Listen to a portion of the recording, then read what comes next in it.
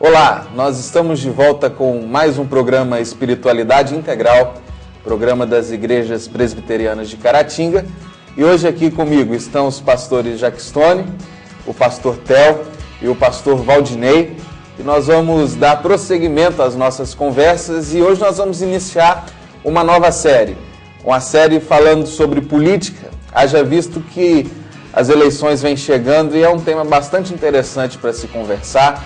E hoje a gente inicia essa série de mais 4 programas sobre política e o tema é a política e o amor ao próximo.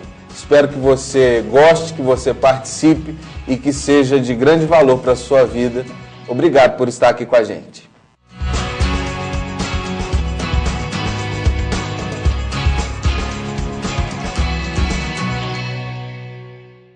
Então, para começar o nosso debate de hoje, a nossa conversa, nós vamos ler um texto bíblico. Está lá na carta de Paulo aos Romanos, no capítulo de número 13, e fala acerca da obediência às autoridades, dizendo o seguinte: todo homem esteja sujeito às autoridades superiores, porque não há autoridade que não proceda de Deus, e as autoridades que existem foram por ele instituídas. De modo que aquele que se opõe à autoridade resiste à ordenação de Deus, e os que resistem trarão sobre si mesmos condenação. Porque os magistrados não são para temor quando se faz o bem, e sim quando se faz o mal. Queres tu não temer a autoridade? Faz o bem e terás o louvor dela, visto que a autoridade é ministro de Deus para o teu bem. Entretanto, se fizeres o mal, teme, porque não é sem motivo que ela traz a espada, pois é ministro de Deus, vingador, para castigar o que pratica o mal. É necessário que lhes estejais sujeitos, não somente por causa do temor da punição, mas também por dever de consciência. Por esse motivo também pagais tributos, porque são ministros de Deus, atendendo constantemente a esse serviço. Pagai a todos o que lhe é devido, a quem tributo, tributo, a quem imposto, imposto, a quem respeito, respeito, a quem honra, honra. Beleza, eis o texto e daqui é o nosso ponto de partida. Pastor Jackstone. Não, eu acho interessante nós começarmos com uma colocação que o apóstolo Paulo parece que ele cria um ideal de governo quando escreve esse texto, porque Paulo não vive esse tipo de governo. Paulo ele está debaixo do governo de um império romano, onde daqui a pouco o cristão vai pagar com a vida só porque é cristão. Mas uma coisa que me impressiona é que isso não tira dele a consciência da verdade, de que toda autoridade ela foi instituída por Deus. Toda autoridade que existe, seja ela qual for, ela não é inata. O homem ele não tem autoridade sobre outro homem porque ele resolveu ter essa autoridade. O homem tem a autoridade que Deus deu a ele. Pois é, é interessante a gente ver que esse é um comentário da época de Paulo, que Jesus é indagado sobre isso, né? Sobre essa autoridade romana. Jesus, a gente deve ficar pagando esse imposto de César? É a grande historinha que a gente sempre ouve, muitos citam sobre a questão da moeda, de quem é o rosto, né? Então dá para César. Jesus, então, mostrando que essa autoridade vem de fato de Deus e é o contexto em que Paulo vivia. E aí quando você diz que é um governo ideal e que Paulo não vivenciava isso, só esse questionamento que já tinham feito para Jesus comprova isso, como o próprio Jesus na conversa com Pilatos depois, né, vai ter algo nesse sentido, falando que se ele tinha alguma autoridade, ela vinha dos céus, né? E é interessante, nós vamos ver as Escrituras e nós temos vários exemplos de que homens, reis e governantes eram instituídos e colocados ali pelo próprio Deus para fazer a vontade do próprio Deus. E aí nós vemos Isaías, né, e o capítulo 6, no primeiro versículo, vai falar que no ano da morte do rei Uzias, Isaías viu o Senhor assentado sobre um alto e sublime trono. O rei Uzias era um rei que trouxe muita prosperidade para Israel, para o povo de Judá, ali, né, já era o reino de Judá, para o povo de Judá. Dizem os historiadores que Uzias era tão conhecido quanto Davi. Os arqueólogos hoje têm dificuldade de achar alguma coisa escrita sobre Davi, mas sobre Uzias eles não têm. Uzias, né, teve comércio com vários reis, tanto o rei da Babilônia, rei do Egito. Então tem vários documentos que falam sobre o rei Uzias. Era um rei muito famoso e um rei que ficou muito rico. Uzias ficou 50 anos no poder com o povo de Judá. Estabilidade a Israel, né? Isso, e o povo assim teve uma ascensão política muito grande com o rei Uzias, porque ele era um grande líder. E agora Isaías está num momento histórico que esse rei morre. E morre junto com ele a esperança do povo. Então o povo estava sem resposta. Como que vai ser? Como que vai ser de nós agora para esse próximo ano? Quem vai reinar? Quem vai estar no governo? É quando Isaías entra no templo, ele vê que Deus está governando sobre todas as coisas, e apesar de não ter um rei visível, um rei no trono de Judá, Deus, que é o rei supremo, estava sobre o trono do universo, governando e reinando sobre todas as coisas, e Isaías entendeu que o governo da terra e de todos os lugares da terra está nas mãos de Deus. Theo, é bacana então entender que essa autoridade instituída por Deus não só está sobre os reis bons ou os governos bons, mas sobre os governos maus também. Sim. A gente pode perceber um exemplo claro sobre o que o pastor Jackstone acabou de dizer a respeito de Faraó. Faraó, ele era alguém que, na nossa ótica, ele foi algo terrível, ele foi perverso. E a gente pode até pensar que isso não tinha nada a ver com Deus, que a maldade dele não tinha nada a ver com Deus no sentido de Deus ser maior do que ele. Mas a Bíblia vai nos mostrar o tempo inteiro que o próprio Faraó, ele era um instrumento de Deus para abençoar o próprio povo de Deus. Chega a dizer, não é acaso, né? Ele não é acaso, ele chega a ser chamado de chicote para que o povo de Deus fosse trazido novamente à obediência. Né? Que aquela punição novamente faria com que o povo olhasse para Deus. Deus levantou Faraó. Isso, Deus levantou Faraó. Eu vejo Faraó. Nabucodonosor, ele chega no palácio suspenso e olha a glória de Babilônia e fala assim, eu construí tudo isso e tal. Aí um anjo vem e fala assim, você vai pastar 7 anos para você entender que o governo que você tem vem de Deus.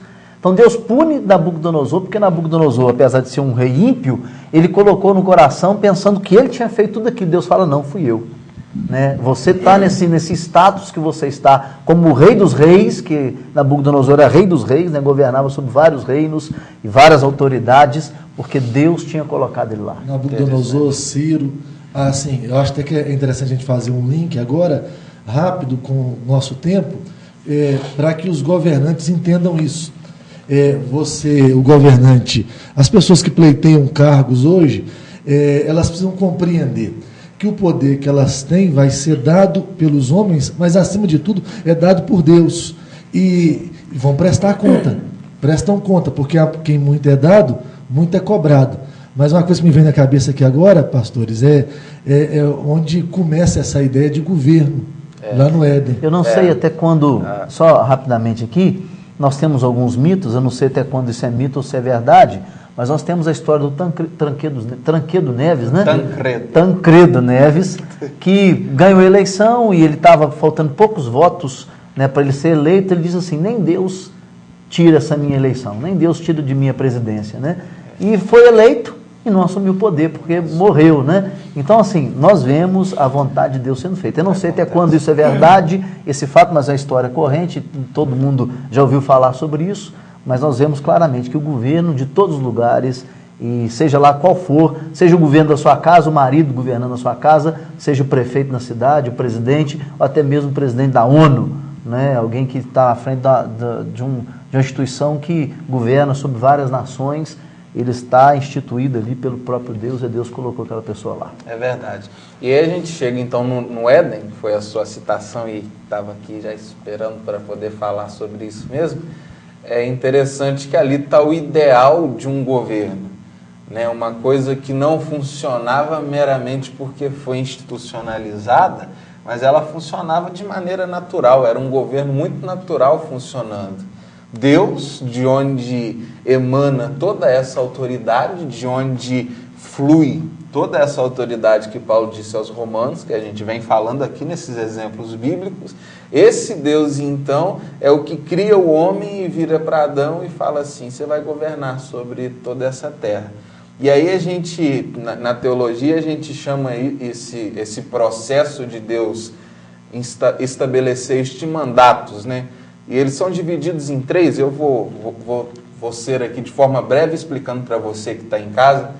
para que você possa captar bem essa ideia, que na criação, então, Deus coloca sobre o homem 3 mandatos.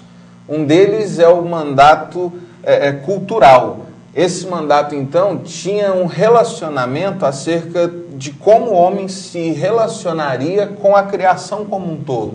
Pastor Maico, é bom ressaltar no mandato cultural que a base dele é quando Deus vira para o homem, e cabe a esse homem agora colocar nome em cada animal, cabe a esse homem cultivar a terra, e fala que nada havia crescido, porque o homem ainda não havia sido criado, tem um determinado momento em Gênesis isso, e por isso as coisas não haviam se desenvolvido. Quer dizer, o que nós temos de cultural é a partir do relacionamento do homem com o mundo criado. Com o mundo criado, que é essa ordem de Deus, como você bem colocou. Né? Você, então, agora vai governar sobre tudo isso, dando nome, zelando, cuidando. Foi essa instituição de Deus, e a gente trata como o símbolo máximo disso, para nós, o trabalho. O trabalho é a instituição do próprio Deus. Muita gente às vezes vai falar assim, queria descobrir quem inventou o trabalho para eu pegar ele de pancada. Meu irmão, foi Deus. Se você tiver resolvido a fazer isso. Se tiver coragem, né? Mas ele então institui ali o trabalho dizendo para o homem, vai se relacionar com tudo isso que eu criei, vai cuidar das plantas, vai cuidar dos animais, preservar a natureza é mandato cultural. Além desse, tem um mandato espiritual. Antes do espiritual, deixa eu só trabalhar a ideia que, já que é um mundo criado por Deus, o desenvolvimento da cultura, quer dizer, o cultivamento da terra vai produzir o fruto. O desenvolvimento com tudo que existe vai desenvolver a cultura ao redor do homem. É Deus que está mandando. E o ato de obedecer a Deus é um ato de profunda espiritualidade. Então, o desenvolvimento cultural, nesse programa que é espiritualidade integral, é um ato espiritual. Assim, a gente não pode nunca deixar de ressaltar isso aqui. Quer dizer, nesse mandato cultural, onde o homem se relaciona com o mundo de forma correta, que vai beneficiá-lo e vai beneficiar a criação, o homem está sendo espiritual nesse relacionamento. E aí vem o mandato agora que você vai falar, que é o espiritual. O que vem sendo a nossa conversa ao longo dos programas, você que assistiu os programas anteriores deve estar observando que a gente tem batido nessa tecla de que tudo que envolve a realidade é espiritual, porque o Deus que criou a realidade que a gente conhece é um Deus espiritual. E aí vem esse segundo mandato que tem esse nome, né? O mandato espiritual, que é esse estabelecimento de relacionamento entre Deus e o homem e Deus, né? Deus ali santifica um dia como o dia do seu próprio descanso, é o sábado, é o dia da contemplação, é o dia do relacionamento, é o dia do culto. A gente tem aquela ideia do jardim de Deus se encontrando com o homem na viração do dia, né? Então esse mandato espiritual, como o homem se relaciona com o seu Criador, e isso é muito importante, e é algo que às vezes a gente vai encarar como a única forma de se manifestar espiritualidade, relacionamento com Deus. A caminhada da tarde no Éden. O programa anterior eu não estava aqui, mas eu assistia e eu me lembro. Sua falta. E aí eu me lembro de vocês falando exatamente sobre isso, essa questão de que a espiritualidade ela não é apenas algo para ser exercido dentro de um templo ou no momento de um culto. A espiritualidade é o contato com aquilo que Deus criou. Sim. Você experimentando e você, de certa forma, valorizando a criação, é você exercer a realidade desse mandato espiritual, é o seu contato com Deus. É muito mais do que apenas você ter alguns momentos com Deus, é o tempo inteiro você se relacionando com Ele através da sua criação. Vivendo a integralidade desse relacionamento que é vivenciado na vida como um todo e não em pontos e momentos e locais esporádicos. E amigos, uma coisa que me chama a atenção é essa ideia, toda tarde havia um encontro com Deus, quer dizer, Deus não era só Deus no domingo ou no sábado, naquela época só no sábado. Deus não era Deus só no dia de descanso. No fim de tarde estava Deus caminhando com Adão. Só que ao mesmo tempo, Deus fala bem assim, vou separar um dia que vocês vão descansar e esse dia vai ser um dia santificado para vocês se relacionarem comigo. Quer dizer, existe um momento onde essa espiritualidade também, ela é colocada mais para fora, esse momento de contemplação, de contato com Deus, esse contato com Deus que foi a semana inteira e em todas as coisas, agora você descansa em Deus. É um momento ápice. Um momento ápice que agora nós não vamos servir a Deus só enquanto trabalhamos ou cultivamos ou nas conversas diárias. Agora nós vamos descansar e nesse descanso nós vamos contemplar o Senhor e vamos nos alegrar no Senhor. A gente vê essa ordenança de Deus delegando ao homem poderes para poder governar, para poder administrar, que tem tudo a ver com a política. Exercer o seu, é onde a gente chega no próximo mandato, e é exercer esse governo sobre a natureza criada e tendo um contato com a fonte da autoridade que ele tem, que é Deus. Né? E o mais interessante de tudo isso, então, é notar que o mesmo Deus que criou o trabalho, criou também o descanso. Abro esse linkzinho aqui, só porque a gente vive numa sociedade tão ativista, tão viciada em trabalho, né? Um povo tão workaholic, como dizem por aí. Como é o negócio? Workaholic. Né? E que se esquece de descansar. E a gente olha que o mesmo Deus que criou o trabalho falou assim, separei um dia para vocês descansarem. Tem nada a ver com o assunto, mas eu acho que tinha que te dizer isso, que às vezes você está viciado em trabalho. Só do workaholic aí. Só do workaholic, eu acho que você já aprendeu alguma coisa. Mas aí vem o terceiro mandato, que é aquele que talvez mais claramente, talvez não, com certeza, mais claramente vai se relacionar com o tema política, que é o mandato social, que tem a ver no relacionamento do homem com o seu semelhante, que é quando Deus cria ali do próprio homem a sua auxiliadora, a idônea, a mulher, a Eva. Bênção de Deus, né? Bênção de Deus, né? E vira para os dois e diz assim, agora vocês vão crescer, vocês vão se multiplicar. É instituído ali o casamento, que é a manifestação mais clara de um relacionamento entre duas criaturas, né? Entre dois seres humanos. E ali então Deus cria a primeira instituição política. O homem que é autoridade sobre a sua casa, tem a sua cooperadora, ele vive para o bem dela, ela para o bem dele, e já é um projeto inicial de sociedade. Então, o que é o Éden? O Éden é um sistema político bem organizado, sendo vivenciado de forma natural. Não é nada institucionalizado, não é nada formal, mas o homem cuida do que foi criado, o homem cuida do seu semelhante e o homem tem um relacionamento direto com aquele E apesar Deus. de não ser institucional, ao mesmo tempo é.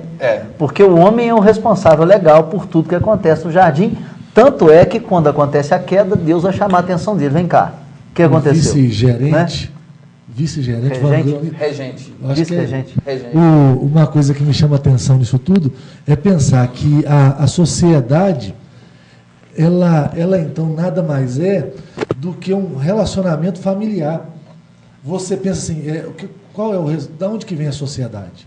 A sociedade vem de um mandamento de Deus, onde tem um homem e uma mulher, e aí Deus fala bem assim, ó, vocês vão crescer, vão se multiplicar, o que vai acontecer é que o homem, a partir de então, vai deixar seu pai e a sua mãe, vai se unir à sua mulher, os dois vão tornar uma só carne, e aí começa todo o processo, eles têm a ordem de povoar a terra, quer dizer, a gente cresce como família. Não, e aí pensa, a sociedade ideal, ela existe como família. Sim. A base da sociedade, sempre a base perfeita, vai ser a base familiar.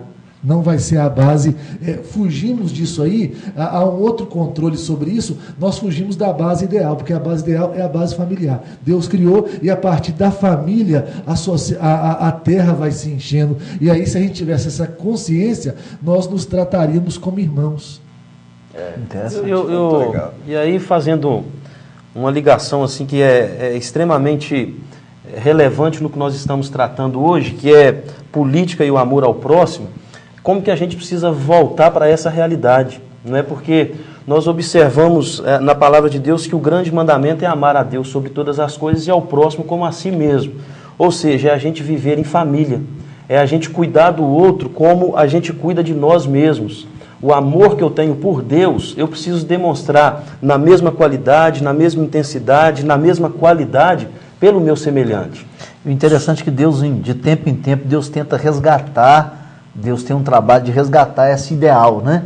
Então Deus começa com Noé, depois Abraão, depois Deus chama Israel, e agora Deus chama a igreja. Lá no Pentecostes, Atos capítulo 2, nós vemos esse governo, né, familiar, esse governo, né, onde um vive em prol do outro na igreja. Antes da gente chegar nesse como fazer para resgatar, a gente precisa pensar acerca de como se perdeu. O Éden era ideal. Então a gente está ali tudo funcionando de forma natural, sem forçação de barra, como a gente diz nos dias atuais. O que acontece? O homem peca. A quebra do shalom. É a quebra da paz. Eu esqueci o autor agora, mas ele fala dessa destruição do shalom no Éden. O shalom que não é a ausência de guerra. A gente sempre pensa que shalom, que é a tradução para paz, é a ausência de guerra. Não, o shalom é a ideia de que há uma harmonia entre o homem e a criação, o cosmos, entre o homem e outro homem, e o homem e Deus. A primeira coisa que acontece com o pecado é a quebra total do shalom. A harmonia se rompeu. As esferas relacionais do homem, né? Todas quebradas. Olha a conversa, olha a conversa de Deus com Adão. Onde é que Adão estava quando Deus procura? O Deus que andava com Adão toda a tarde, agora tem que procurar Adão. Sumiu. Adão sumiu, e aí a conversa é onde ele está, e você vê que a primeira conversa de Adão com Deus, eu acho interessante, é aquilo que ele tinha feito até poesia, que era mulher, era a companheira que Deus havia dado, agora ele culpa. Já há uma quebra do mandato. Mulher que o Senhor me deu. Houve uma quebra do mandato espiritual. Vamos esconder de Deus, vamos criar o nosso meio agora de aparecer melhor diante de Deus. E depois a mulher que o Senhor me deu é que fez eu comer do fruto. E a mulher bota a culpa na criação. A serpente. Se não tivesse a criação, nós não tínhamos pecado. São os quadros da quebra do relacionamento com Deus, com o próximo e com a criação. E aí, então, nisso, depois que existe esse problema, então, do pecado, a sociedade começa a caminhar para os rumos que a gente hoje em dia conhece. Vem o primeiro homicídio dos filhos de Adão e Eva. Um Caim mata o outro, Caim mata Abel. E a gente vai observar no decorrer da história que nos tempos de Noé, o negócio chegou num ápice de iniquidade, de pecado, de terror tão grande, né? Perversão, que Deus então fala, vou destruir. Vê esse negócio aqui, vê se esse pensamento tem lógica. Talvez o governo ele seja uma instituição para preservar o homem de destruir aquilo que é bom para ele. Quer dizer, destruir a si mesmo também, né? Você coloca alguém, então qual que é talvez o papel maior de um governante? É preservar essa família, porque agora o homem quer destruir sua família, no primeiro momento dele, destruir a criação. Então cabe ao governo criar leis onde o homem se relacione bem com essa criação e não a destrua, e preservar a fé desse homem, esse relacionamento com Deus. O homem tem que entender isso para voltar a ter paz. É papel do governo. O interessante é que cuidar dessas coisas depende de forma muito íntima da desconstrução daquilo que o pecado fez. Aí nós vemos Cristo, né, o Redentor, que vem redimir o homem, que vem transformar o homem, e nós entendemos que só teremos, é claro, pessoas que estarão governando de forma íntegra e justa quando elas entenderem esse papel da redenção, de ministros de Deus, essa ideia de redimir o pecado. Eu não estou falando de um governo teocrático de crentes, eu estou dizendo do governo de homens que temem a Deus e que reconhecem que o pecado é o grande mal que destruiu todas as coisas. E aí então a gente chega nesse ponto dessa sociedade problemática e a gente vai chegar no pós-Egito, no Êxodo, quando o povo sai do Egito, que aí o que Deus faz? Organiza politicamente o povo. Tem lei moral, tem lei civil, tem lei espiritual. leis que se relacionam com a criação, com o próximo e com Deus. Os 10 mandamentos, por exemplo, que são o resumo de toda essa lei, é dividido em 2 tábuas. Uma tábua que fala sobre 4 mandamentos, dizendo assim, sobre o nosso relacionamento com Deus, né, de não ter outros deuses diante de mim, não fazer imagem de escultura, lembrar do dia de sábado, não dizer o nome do Senhor Deus em vão. Depois os mandamentos em relação ao próximo, não matarás, não furtarás, honra pai e mãe, né, honra pai e mãe, tudo isso. Para quê? Para voltar para essa sociedade ideal. Então, qual é a grande sacada de Deus para colocar ordem no negócio? Política. Instituição de autoridade. Diz assim, agora vocês têm Moisés, Arão, que são sacerdotes, que são governantes sobre vocês. Tem os 70 juízes, né? Vocês têm as instituições, tem dia de descanso, vocês têm agora as questões mais ínfimas, questões de higiene pessoal, de saúde pública, questões acerca de sexualidade, espiritualidade, criação de filhos. Tudo isso, então, Deus cria esse plano de contingência.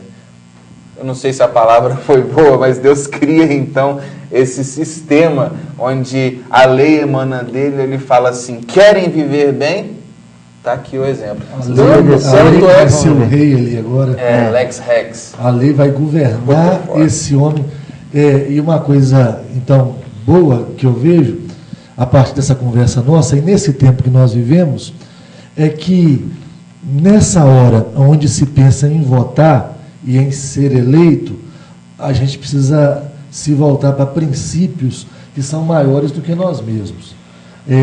Princípios de preservação da família, princípios de preservação da vida, e aí eu acho interessante. O nosso tema aqui hoje é a política e o amor ao próximo. E aí é interessante, a política, ela não visa o benefício do candidato. E o que me assombra na política brasileira é que isso só é falado nesse processo agora. No processo eleitoral, e aí todo mundo se importa com a família, todo mundo se importa com os amigos, todo mundo se importa com tudo, e quando a eleição acaba e o camarada é empossado, ele só se importa com ele. E aí ele não entende uma coisa, de tudo que nós falamos, existe um Deus acima dele. E ele foi colocado ali porque Deus o colocou. E o mesmo Deus que colocou ele, vai cobrar ele tudo aquilo que ele resolveu não fazer. E aí é uma coisa interessante. Um bom governo, ele precisa estar alicerçado no amor ao próximo. Sim. E é a maior motivação de todas as coisas que Paulo vai dizer lá em 1 Coríntios 13, né, que se ele pudesse fazer tudo, se ele não tivesse o amor, não seria nada, né? Aí nós vemos hoje os motivos dos nossos políticos em fazer qualquer coisa, em realizar qualquer coisa. Na maioria das vezes é interesse político, né? Se não for interesse político para ele, para o partido, não fazem. Né? O importante para eles não é o próximo, o importante para eles, na maioria das vezes, é claro, não quero generalizar, né? Mas na maioria, o importante para eles não é o bem do próximo, não é o bem da família, não é o bem da sociedade, o importante para eles é o bem político. Sim. Que é o grande mal que eu acho da política, é essa politicagem que se faz em cima da... E aí a gente, nós temos que perceber que a política, ela tem tudo a ver com Deus. Sim. Infelizmente, às vezes a gente escuta essa frase, né? Política não é coisa de Deus. Quem é de Deus não pode se envolver nesse meio. Eu já ouvi dizer que política é do diabo. Política é do diabo. Política não é um assunto para se discutir, mas é um assunto para se pensar e de forma muito séria. Nós não podemos desmerecer aquilo que foi criado por Deus. Sim. A política, ela é algo que nós precisamos estar inseridos. O grande problema é o que o pastor Jacques Stone falou, nós pensamos sobre ela apenas no momento de se votar. A gente não tem essa preocupação, nós não colocamos a política como algo necessário para ser analisado pela nossa consciência. Vocês já viram uma coisa, só um pouco, pastor, que o camarada vira e resolve por conta própria se governar ou fazer algo que beneficie ele apenas. O que as pessoas não entendem é que quando o bem não alcança a todos, o mal alcança. Aí, aquele que foi dado poder para gerar uma igualdade social, para gerar um bem comum, para crescer esse senso familiar, ele não faz isso, amanhã um bandido entra na casa dele. Amanhã o filho dele é exposto ao crack.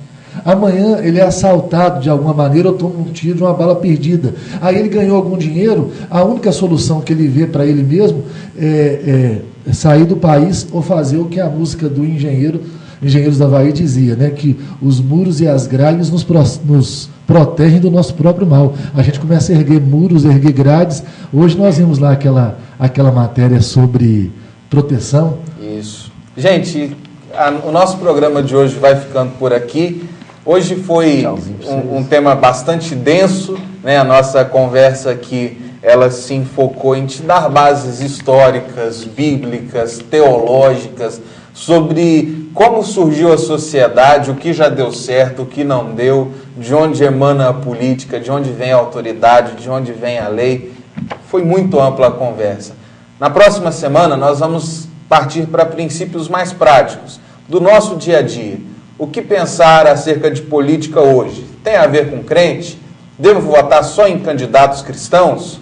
Como fazer? Então, você que gostou do assunto, assista na próxima semana, chame seus amigos, vai ser um prazer ter a sua companhia mais uma vez. Deus te abençoe e até semana que vem nesse programa Espiritualidade Integral.